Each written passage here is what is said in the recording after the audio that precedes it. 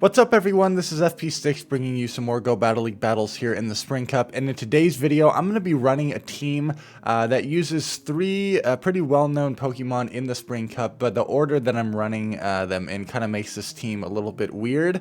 I'm running Abomasnow in the lead, and then Trevenant typically on the Safe Swap, and Jellicent in the back. So this is kind of an ABB double Ghost team, but it's more so an ABA double Grass team. I find that sometimes in Go Battle League, if you find that you are just getting hard countered over and over and over again, if you're running ABB teams against opposing ABB teams, say for example if you're running double Grass and you keep encountering Mawiles in the back, or you're running double Water and you keep encountering double Grass in the back, you can kind of mix it up and run an ABA style team like this. Obviously this team is double weak to Mawile in the lead. It also is going to have some issues against opposing Abomasnows in the back, and Walrein in the lead also is going to be a little bit scary. So it definitely has its weaknesses, but sometimes by running unconventional teams you can catch your opponents off guard and get the upper hand. So I'm going to jump into these battles here. I've actually been having a decent amount of success in the Spring Cup, able to climb a decent amount of elo trying out different teams, but my opponent safe swaps a Mantine, and Mantine is pretty nice in this meta if you can avoid a Lantern. Obviously they're just going straight Bubble Beam, but the wing attack damage really adds up over time. I do go for the heavier hitting Energy Ball, and then I'm going to swap in my Jellicent here. They are still continuing to go Bubble Beam, so I'm wondering if they're running Ice Beam as their secondary move, but ideally I want extra energy coming out of this matchup, which is why you see me undercharge the Shadow Ball. I know I'm going to be debuffed here anyways. This Bubble Beam is not threatening, and I really want the energy coming out of this matchup, because I know I'm going to be met with Ferrothorn again. Oh, in this first battle, you can see I still have Ice Beam as the secondary move on my Jellicent, but Surf is definitely the way to go. I do end up pivoting out and catching a move, the Power Whip on my Abomasnow here, and they do end up having a Tentacruel in the back. I kind of suspected that it was going to be another water type in the back, so I wanted to preserve my Jellicent. Jellicent does have a fairly okay matchup against Tentacruel, but surprisingly not in the 2-shield. You'll actually see in a couple of games here my opponent will pivot into a Tentacruel, and I will swap in my Jellicent thinking that that's just a hard counter win. But if they end up taking it to the 2-shield and they debuff you with Acid Spray or drop your attack with Scald, it actually turns favorable for the Tentacruel, which is kind of wild.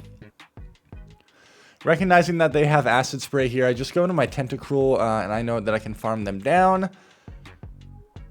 I can tank that move no problem. Out comes the Ferrothorn once again. Trevenant is one of the most dangerous Pokemon on the safe swap in this cup, or if you get an energy or shield advantage, nothing is going to resist that Shadow Ball damage. It's very rare that you encounter a Shift Tree in this meta.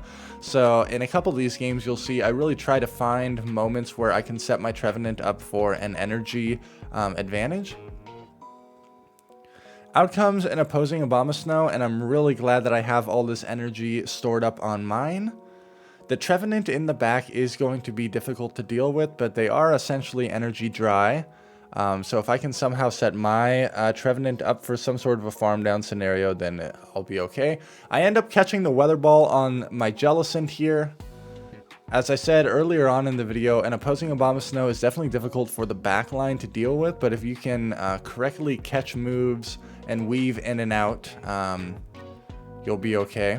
Gonna throw the Shadow Ball here. They actually end up getting the final shield, so I'm just going for any chip damage I can get with the Surf here. And that's actually just enough damage to knock out that Abomasnow. I avoid getting hit by the Energy Ball.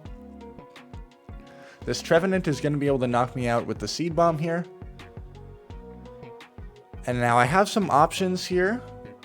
I'm going to opt to go into my Abomasnow, and they have a Lantern in the back. There is nothing they can do here. I have two Grass types, and there's a Lantern in the back, so we're going to be able to take that. Good game. Tropius in the lead, very favorable for me. Out comes Tentacruel. Here you go. I immediately swap into my Jellicent. I'm very quick to the response here, and I'm thinking this is just a straight up favorable matchup for Jellicent. No need to shield any of the moves here. But you'll see my opponent actually ends up committing shields in this matchup. They really do not want their Tropius aligned to the Abomasnow, and it makes sense to double super effective ice type damage. So I'm thinking, are they going to double shield their Tentacruel here? And that's exactly what they do, which is really rough for me because now that my Jellicent is out of the picture, my team struggles against this Tentacruel. I'm going to get hit for super effective damage on my Abomasnow. I get hit for neutral damage here, and since they revealed Acid Spray, I know I can no-shield this. I really want to commit to the farm down here, so I do end up shielding. Because they're probably going to end up bringing in the Tropius. But honestly, I need to pivot out of here anyways. And in the back is a Shadow Mawile. So this is a game that I could have potentially won if I brought my Trevenant onto the Jellicent. But they played this perfectly. They intentionally baited out my water type by safe swapping their Tentacruel. So that way their Mawile was free to roam in the back. And even though I hard countered them in the lead and supposedly on the safe swap, they pivoted out and won that game. So really well played to my opponent there. Abomasnow in the lead. Really glad that we see this here. And we're pretty much just going to go straight Weather Ball. You can see my IVs on the screen there. I lose CMP pretty much 100% of the time because of my low attack stat. But I know that I can tank this Weather Ball, get a no shield, and then regardless of what they do, I'm going to try to set my Trevenant up for an energy advantage, hoping that my Trevenant, once the Abomasnow is out of the picture, will actually have play. I actually end up going into Jellicent here, okay. I guess at this point in time, I was making the Jellicent pivot here. But looking at these battles now, I probably would have gone Trevenant. And my opponent is running a Charge Beam Lantern. That is definitely the wrong fast move there. If you're going to run an electric type fast move, you definitely want Spark. So I'm going for a pretty risky Surf Bait here against the Trevenant. I really feel like they have to shield something. I do successfully get the move off. And I'm intentionally throwing Surf here because I want any chip damage that I can get. So the fast move pressure of both of my Pokemon will be far more effective here. And they actually ended up shielding both those Surfs anyways. Gonna bring out my Trevenant. And I end up no shielding this move, calling the Seed Bomb. And I can just safely farm this down, and then I will have a move. And they essentially know that the game is over, so I'm able to take that there. Good game. Abomasnow into Pelipper. Pelipper does hit for super effective damage with the fast moves. I actually end up just immediately going into my Jellicent. I'm actually using my Jellicent as a safe swap a decent amount in these battles. I feel like I was playing just super abnormal for me in these battles. But you can see I actually baited out the Trevenant and was able to get a shield advantage there. Able to set my Abomasnow up for a really big energy farm down here. I no shield this Seed Bomb. Out comes the Pelipper once again. I'm going straight for the heavy hitting energy ball. Gonna see what they want to do here. And then going to throw the Weather Ball and see if my Trevenant can have a shield advantage for the back. So regardless of what they do here, even if it's a Mawile in the back, the Shadow Ball damage is really going to do a lot. I shield up that Weather Ball, which was a really stupid shield. I even knew it was a Weather Ball. But they have their own Jellicent in the back. They are very, very weak to a Lantern in the lead if they saw that. But we're going to be able to take that game despite playing kind of weird in the secondary matchup. Good game. Trevenant in the lead, definitely favorable. Out comes the Tentacruel, and once again, I'm quick on the response to my Jellicent. But I've already learned at this point in time that Tentacruel can flip this matchup if they want. And I'm actually okay with that because knowing that they have Trevenant in the lead, they swap to a water type. I'm assuming it could be another water type in the back. And if that's the case, I have two grass types, both of which can handle that Trevenant, especially if I get an energy advantage. So switch advantage does not mean anything to me here. I'm just going straight for the Surf.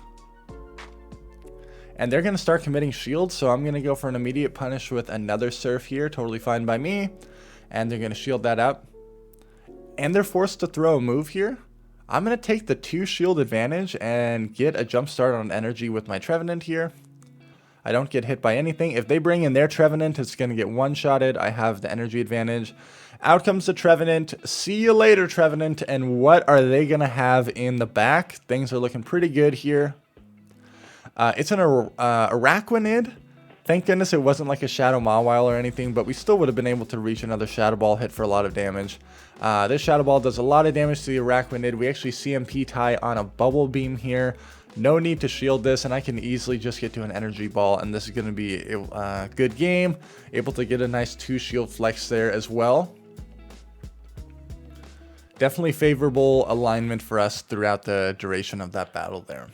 Abomasnow into Alolan Ninetales. Pretty rare that you see one of these in this meta because of all the Ferrothorn and the poison types around. But they are running Powder Snow. So I'm going to throw this Shadow Ball on the Galarian Weezing. They are going to be able to hit me with Brutal Swings. I just need to reach the Surf. I knew that I was going to lose the CMP tie here, so that's why I went for the extra Hex. I will shield up this move. And going to throw 3 hexes and then throw again and see what they want to do. They end up shielding.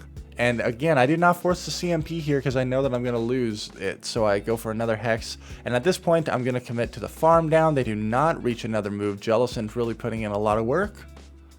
Out comes the Trevenant once again. I go straight for the Shadow Ball here.